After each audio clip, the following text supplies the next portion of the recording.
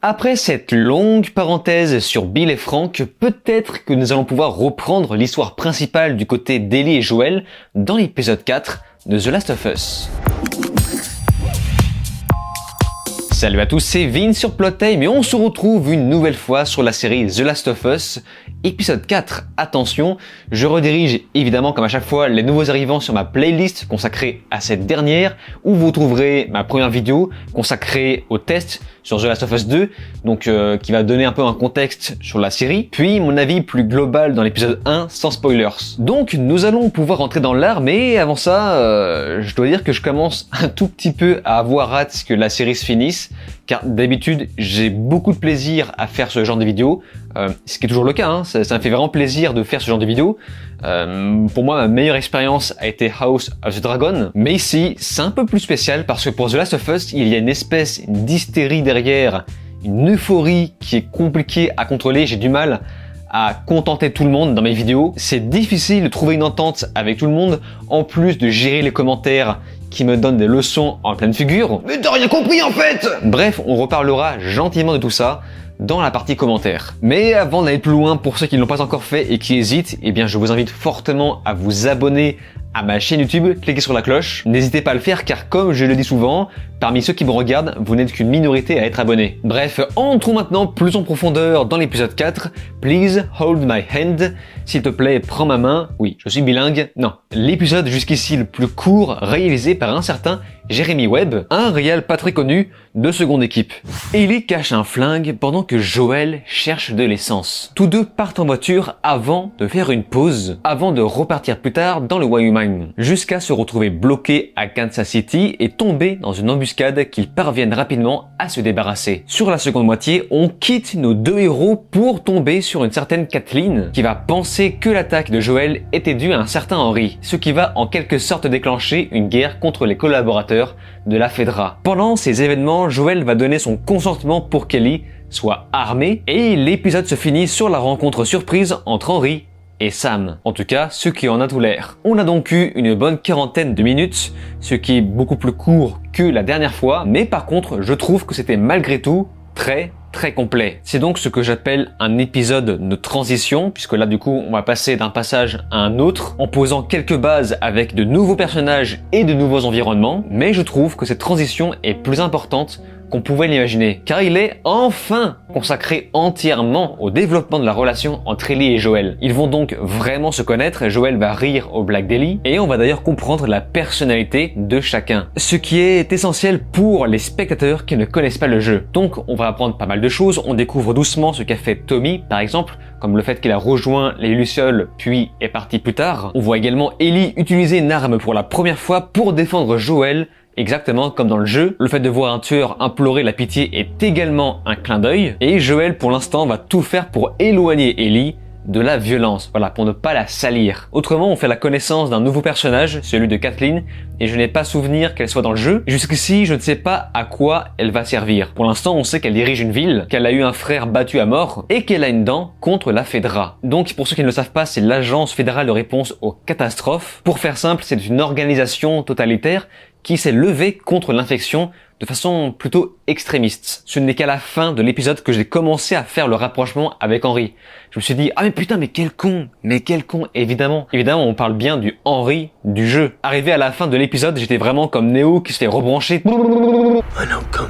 Pour l'instant, j'ai un peu de mal à comprendre où cet arc cherche à nous emmener. C'est peut-être une façon d'introduire d'autres types de créatures. Alors je pense évidemment au colosse qu'on n'a toujours pas vu, qu'on était censé voir dans l'arc de Bill. Et dans le trailer, on voit bien ce qui semble être une sorte de grosse créature, un colosse. Pour l'instant, la série fait tout pour maintenir le mystère. De ce que j'ai compris, c'est que des gens fuient l'autorité de Kathleen, dont Henry et Sam. Et j'ai l'impression que Kathleen a l'air de devenir ce qu'elle combat. Maintenant, sur la forme. Alors, je regarde la série sur Prime Video et je ne sais pas pour vous, mais j'ai l'impression que la compression est parfois un peu forte. Il y a des moments où ça pixelise un petit peu, pas tout le temps, évidemment. Et c'est dommage parce que parfois, on a quand même de jolis panoramas, donc il faut apprécier. Je constate que d'épisode en épisode, on varie différents environnements, c'est plutôt cool. C'est-à-dire qu'on a parfois des environnements très désertiques et d'autres beaucoup plus urbains. Je trouve ça bien aussi qu'ils prennent en compte le fait que l'essence devient de la flotte avec le temps. Et surtout, là, c'est le festival du clin d'œil avec Ellie qui sort son carnet de blagues exactement comme dans le jeu. Mais alors par contre, encore une fois, je vais me mettre à dos des gens. Je trouve que le jeu d'actrice de Bella Ramsey ne marche vraiment pas. Et je ne parle pas du fait qu'elle ressemble ou non à Ellie, ce n'est pas la question. Je parle de sa performance au niveau des expressions de son visage. C'est bizarre. En plus, elle a l'air presque bipolaire, elle change de comportement d'une seconde à l'autre. Wondering where the sun went. And then it dawned on me. Feel free to wait in the truck. Okay, but just know, you can't escape Will Livingston. He'll be back. J'ai l'impression que Pedro Pascal fait presque 75% du taf. Pour le coup, il arrive à me convaincre de plus en plus. On voit bien un Joel qui culpabilise à l'idée que Ellie ait tiré sur quelqu'un. I know what it's like. First time that you hurt someone like that. Mais par contre, Ellie, qui est justement censée être la première à culpabiliser, je la trouve morte de l'intérieur. Clairement, elle s'en branle et c'est vraiment dommage. C'est dommage parce que même le jeu était beaucoup plus expressif alors que c'était pas réel. Du coup, en dehors de ça, par rapport à ce festival de clin d'œil, l'épisode 3 est déjà presque en train de me manquer car on repart à nouveau sur du copier-coller plan par plan avec les mêmes dialogues et c'est très étrange de reprendre cette fameuse scène du magazine gay qu'on voit dans le jeu, une scène après avoir vu un Bill fondamentalement différent, vous savez, plus romantique. C'est presque rabaissant étant donné qu'il est considéré comme mort. Dans le jeu, ça fonctionnait puisqu'Ellie était censée le détester à ce moment-là. Or, dans la série, elle devrait avoir quand même plus d'empathie pour Joel vu qu'elle n'a jamais vu Bill. Enfin merde quoi, la meuf rigole sur un mort. Bref, en tout cas, c'est la même scène avec la même musique, Hank Williams, Alone and Forsaken. Moi, en vrai, ça m'angoisse parce que ce genre de clin d'œil, c'est pas du tout nécessaire. En partant du principe que les personnages ne sont pas du tout les mêmes. Ça ne sert à rien de faire des espèces de copier-coller de scènes comme ça pour, à côté, changer complètement le personnage de Bill. Juste faites un truc vraiment différent. C'est pas grave, vraiment c'est pas grave. Ce qui compte, c'est que l'univers et la trame principale, ainsi que le comportement des personnages, restent les mêmes. Bon, en tout cas, visuellement, c'est quand même très joli. Je pense par exemple aux environnements délabrés, dévorés par la nature. J'ai également apprécié le montage de l'épisode. C'est très fluide avec une bonne utilisation de la musique pour rendre l'ensemble apaisant. D'ailleurs, s'il y a un mot qui qualifie ce début d'épisode, c'est vraiment ça. Apaisant. C'est apaisant à regarder. Alors certains pourront trouver ça chiant peut-être, d'autres comme moi pourront trouver leur compte juste grâce à l'ambiance. Bon, par contre, j'ai bugué sur un truc, c'est que je ne me souvenais pas qu'il y avait autant de café. Normalement, Joel est amoureux de café. Il dit à quel point ça lui manque, mais je confonds peut-être avec le 2. Bref, on apprend que ce café était en fait à Bill. Moi, je me dis c'est marrant parce que Bill, c'est vraiment la carte Joker pour avoir les provisions illimitées. Pour en revenir une nouvelle fois au copier-coller, c'est également le cas de la scène de l'accident. Et là, pour le coup, j'ai adoré. On ressent un peu les tensions, la musique et bordel, enfin de l'action. Enfin de l'action. Alors certes, en termes de mise en scène pure, on n'est pas sur du Vince Gilligan. Faut pas non plus trop en demander. À savoir que à partir de maintenant, Neil Druckmann et Craig Mazin ne réaliseront plus d'épisodes jusqu'à la fin de la série, ce qui est quand même un petit peu absurde. Mais bon, dans l'ensemble, je trouve quand même que ça se tient. Sauf sur un truc, c'est que j'ai l'impression d'être un peu le seul à être choqué par l'aspect édulcoré de la violence, et ce depuis le début de la série. Mais sauf que là, ça commence vraiment à devenir flagrant et inquiétant pour la suite. Parce que je rappelle quand même que le jeu aborde des choses très dures par rapport à tout ce qui a un rapport au corps. Et je ne dis rien pour ne pas spoiler ceux qui n'ont pas fait le jeu. Donc on a vraiment l'impression que la série est tout public, et moi forcément, ça me pose problème. Ça me pose problème dans le sens où on ne comprend pas certaines scènes. Vous savez, la scène où Ellie tire sur le mec,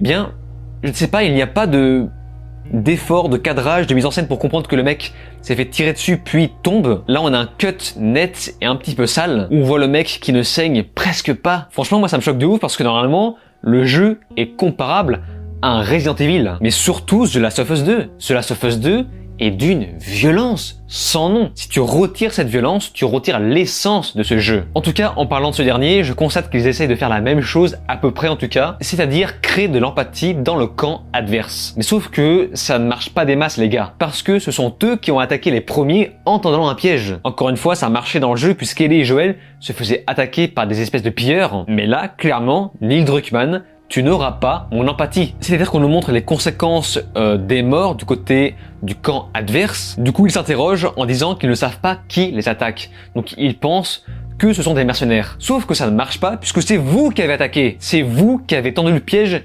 juste à côté de votre base. Il est donc parfaitement normal de tomber au bout d'un moment sur un mec qui sait se défendre. Du coup, ça déclenche un espèce de micmac, une guerre un petit peu inutilement. Mais bon, à vrai dire, ce n'est pas très grave, c'est juste que, voilà, encore une fois, ils ont essayé de faire du copier-coller par rapport au jeu, mais inutilement, ce qui crée ce genre de confusion. En tout cas, on a eu le droit à une scène d'assaut qui m'a semblé plutôt impressionnante, même si je préférais qu'on garde le mystère par rapport aux adversaires dans le jeu.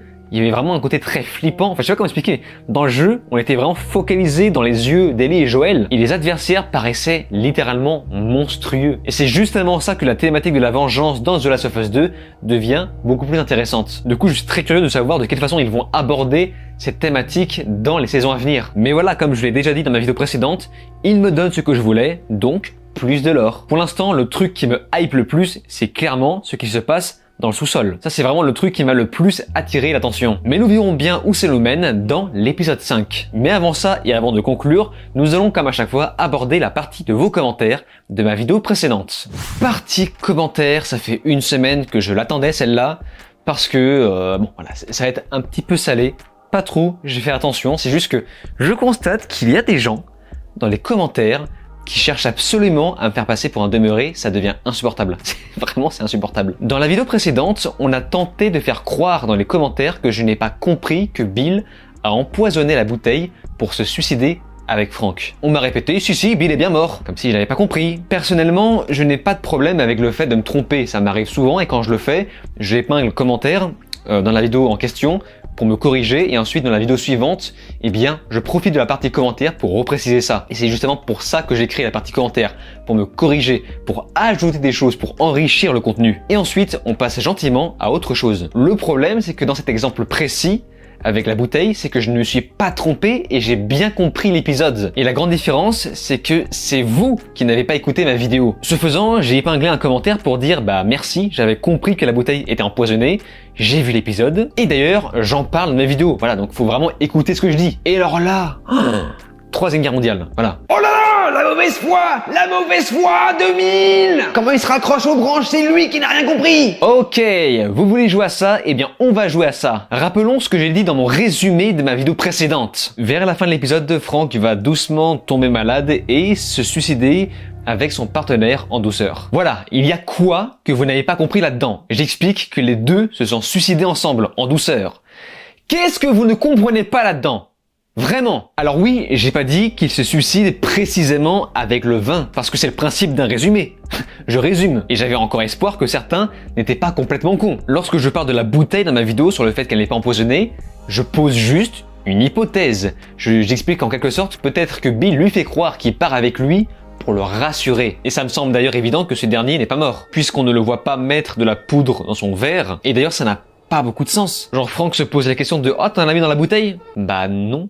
Non. À partir du moment où je pose l'hypothèse en parlant de cette scène, en montrant ouvertement une image où Frank regarde la bouteille, à quel putain de moment les gens ont pu penser que je n'ai pas compris que Bill a empoisonné la bouteille? Est-ce que les gens n'écoutent pas ce que je dis ou est-ce que c'est moi qui m'exprime mal? Parce que c'est possible, hein, peut-être que je m'exprime vraiment mal. J'aurais dû dire ah, j'ai une hypothèse, tiens, virgule, je pense que Bill n'a pas empoisonné la bouteille, virgule, et en fait, il lui ment. En fait, c'est un vlog, certes, j'ai des notes sous mes yeux, mais j'improvise en même temps un peu ce que je dis. Et ensuite, je fais de mon mieux au montage pour illustrer mes propos. Si je n'avais vraiment pas compris que Bill avait empoisonné la bouteille, ce qui est complètement con parce qu'il le dit dans l'épisode.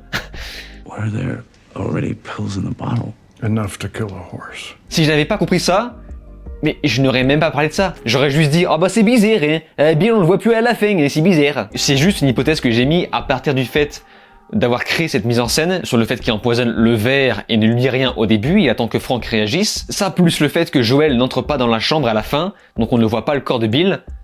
Bah pour moi ça pose le doute. Et même si plus tard on ne voit pas Bill, ça laisse quand même une trace pour laisser s'imaginer qu'il est parti. Je vous jure que c'est pas évident de ne pas devenir maboule tout en restant convivial avec les autres, car m'intéresser aux commentaires me donne presque l'impression d'être dans la maison des fous du laissez-passer à 38 d'Astérix. Le laissez-passer à 38! Le problème, c'est que je vois bien que des gens me méprisent et sautent sur la moindre occasion pour me discréditer. Et là, vous allez me dire, mais on s'en fout de Leslie.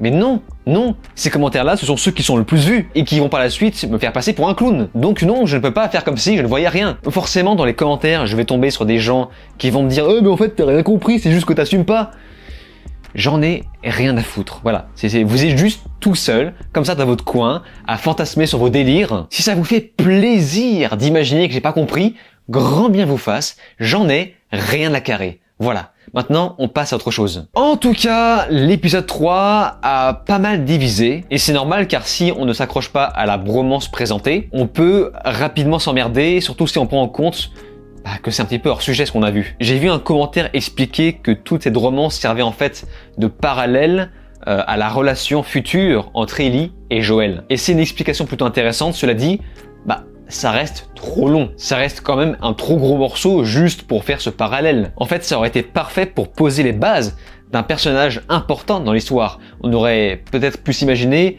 un développement comme ça pour Tommy. Or, Bill, ça reste quand même un petit personnage. Créer tout un lore sur un personnage important, un petit peu comme Negan, avec l'épisode consacré à lui sur son passé, ça je dis oui, mais pour le reste, c'est vrai que c'est un peu plus compliqué. On finit sur le commentaire de Billida, un commentaire beaucoup plus sympathique pour changer, qui émet des hypothèses. Vous voyez, des hypothèses, ça existe.